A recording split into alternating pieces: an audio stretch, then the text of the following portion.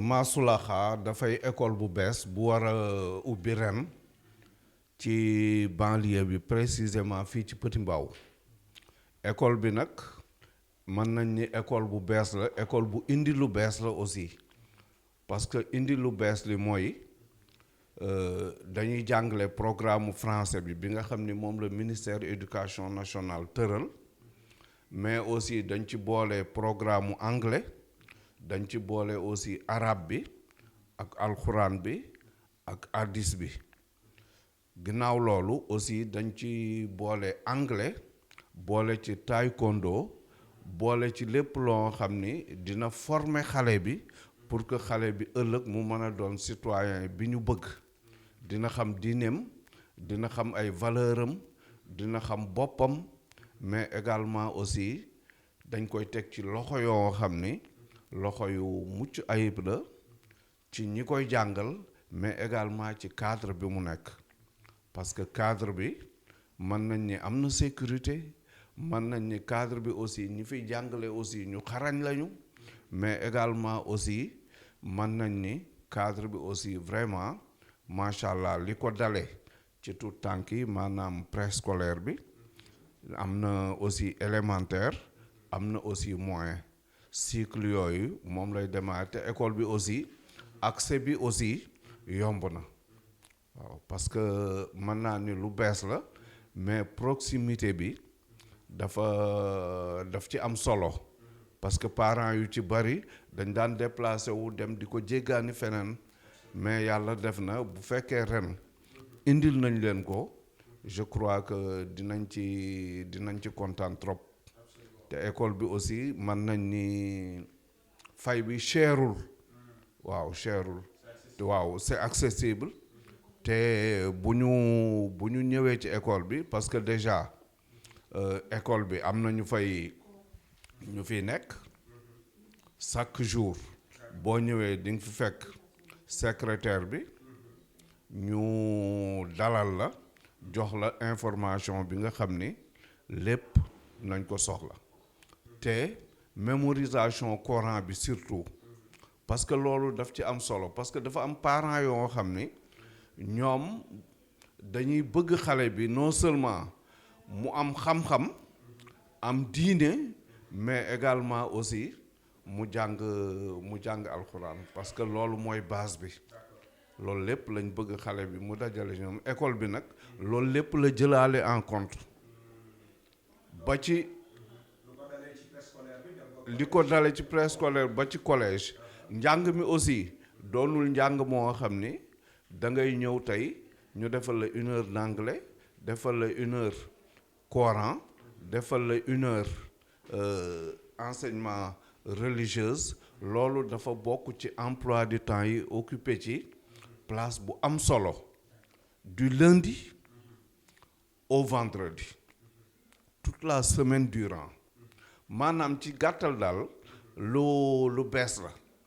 parce que ñun ñuy wax ak yow am na luñ ci xam am na luñ ci gis mais xam nañ ni lii c'est la première fois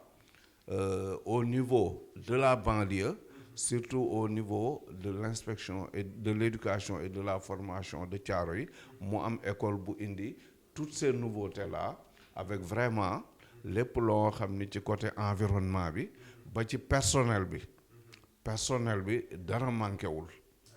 ci sécurité bi ba ci directeur général bi kenn ku ci nekk di nga fa fekk ay personnes ay nit yoo xam ni yu xam liggéey bi la ay nit ñoo xam ni dinañ sécuriser élève bi ba parent bi ëllëg du ci am dara loo xam ni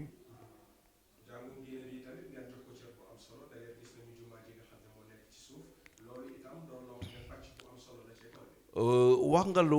nga lu am solo parce que école bi 4 niveaux la te mën nañ ne sax xëy na yamul foofu parce que ci suuf dafa am juma dañu tabax rez-de-chaussée bi dañ fa tabax juma surtout pour taxawal surtout li nga xam ni mooy diine ji école bi nekk ci kaw njàngum diine mi am solo trop parce que wax naa la ko sànq élèves yi il faut d'abord mu xam diineem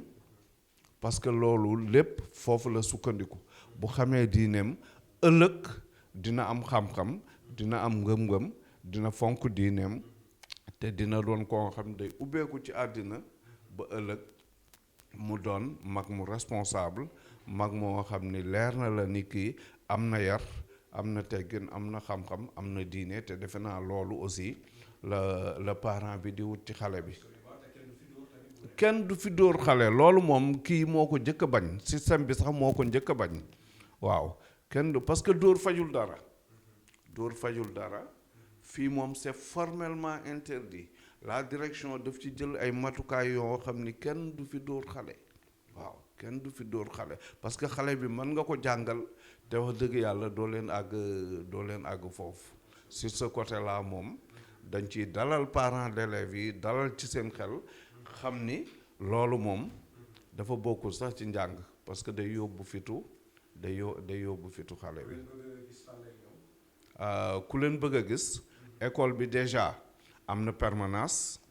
ku leen bëgg a gis da ngay ñëw Petit Mbao extension fi ñuy wax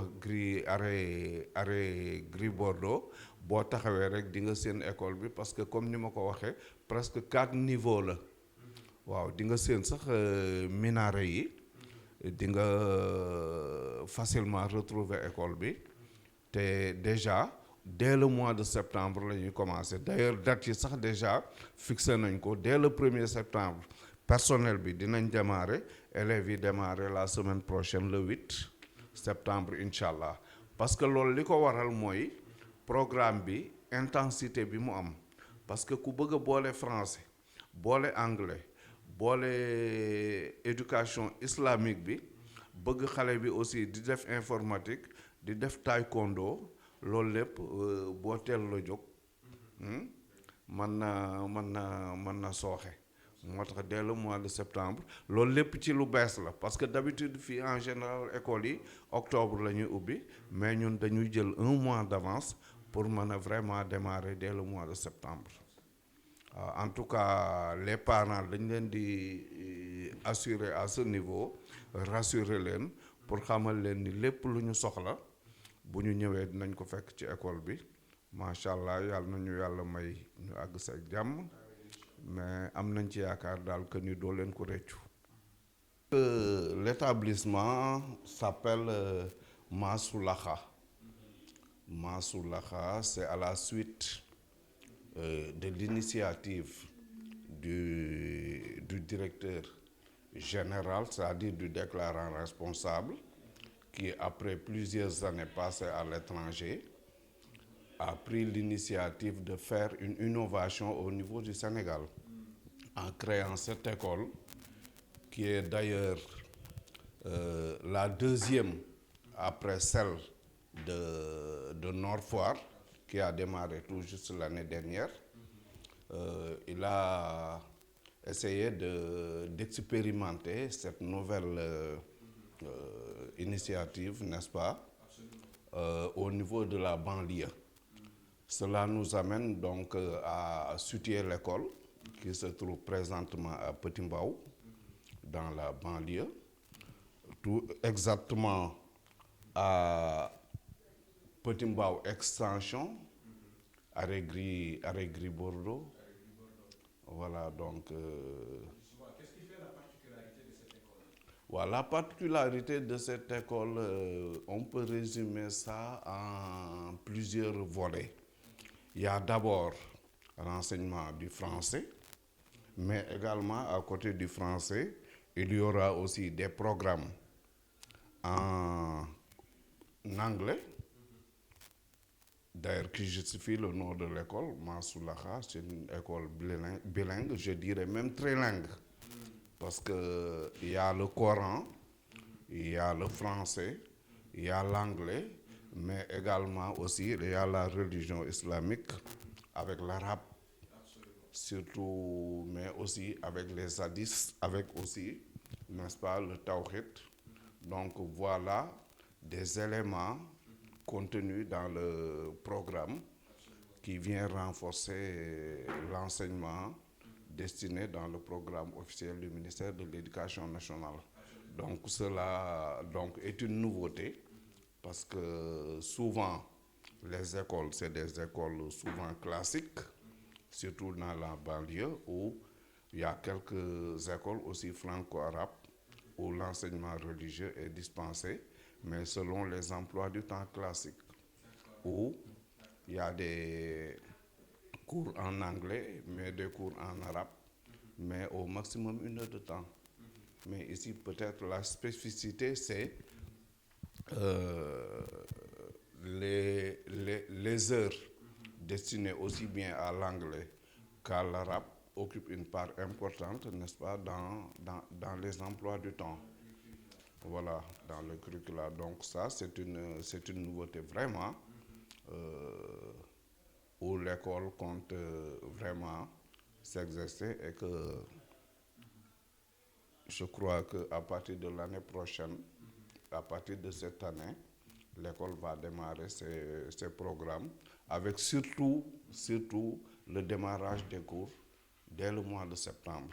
compte tenu de tous ces éléments-là, de tous ces programmes-là qui sont inclus au niveau de l'école.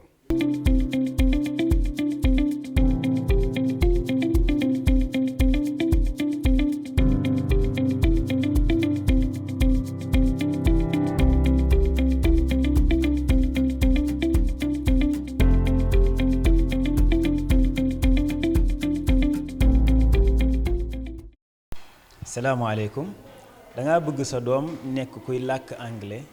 mu amaale yar ci lislaam école a ngi boo xam ne dañ siy jàngale éducation islamique depuis xale bi nekk préscolaire day jàng aussi anglais boo xam ne ni muy làkkee français noonu la koy làkkee école bi dañuy jàngale anglais préscolaire élémentaire moyen ak secondaire lan la programme bi di demee mooy chaque jour élève bi day jàng anglais chaque jour élève bi day jàng Qur'an waaye semaine bi aussi élève bi dana si jàng éducation islamique gën caa néew 2 yoon ba 3 yoon ngir lan bu ëllëgee mu nekk ab citoyen boo xam ne na mu amee xam-xam ci français na mu amee xam-xam ci mathématique na mu amee xam-xam ci histoire géo noonu lay amee xam-xam ci fiqh ci siira ci hadith ci Qur'an ndax dañoo amaale classe boo xam ne spécial classe xifdul Qur'an waaye classe boobu dañuy jàng xifdul Qur'an ak anglais bi itam élève bi bu demee ba 6e bu àndeek ñun ba 6e dinay mën a def yenn leçon yi muy def ci école publique bi ci anglais ci français yu mel ni ki histoire géo mu koy def ci anglais ñu tuddee ko social studies bu demee ba 4e ak 3e foofu mu reprendre anglais bi seconde première terminale day fekk moom ni muy làkkee français noonu lay làkkee anglais kon nag boo si bëggee am plus d'information contacte ñu ci numéro yi ci suuf jërë ngeen jëf. You want your kid be fluent in English? Here is the opportunity for you. At Masulaha School, we're teaching you how to be fluent in English, be bilingual kid, and we start English from the kindergarten to the secondary school to the high level. Here, you have the opportunity to speak English like a native speaker and to learn even some lessons like social studies, history, and geography in English. Here is the opportunity for you. Don't miss it. Thank you very much. Bilangi School Masulaha. École la boo xamante ne ni ngeen ko déggee ci ñu waxtaanee école bu bees la école bu moderne la boo xamante ne ni bu ngeen ñu dénkee seen doom incha allah programme bi wax nañ leen ko anglais la Coran la éducation islamique la informatique la mais aussi élèves yi incha allah une alimentation saine lekk gu set gu sell te gu baax lañ leen defaral lépp fii lañ koy defee ci école bi cuisine ba mu ngi ci kaw ñu defal leen seen plat yoo xamante di ngeen am menu bi pendant tout le mois mais aussi. dinañ am carte de transport boo xam ne moo leen di jël sa ba seeni kër le matin le soir suñu wàccee aussi mu indi leen ba fañ ko mooy seen kër ga ñu dëkk donc transport bi dañ siy veiller mu am sécurité ay cars yu bees yu moderne di incha allah di ngeen gis image yi cars yu climatisé am convoyeuse bu sérieux boo xamante ne moo leen di accompagner donc école la boo xamante ne la sécurité la propreté du ñu si fo te aussi le châtiment corporel wax nañ ko amul dóor amul xas donc xale yi dinañ jàng en sécurité incha allah rabbi donc bu ngeen ñu joxee seen i doom ñu def leen ay leader nga xam ne suba incha allah dañ nekk ñoo xam ne dinañ mën a jariñ seen dëkk jariñ seen njaboot jërëjëf.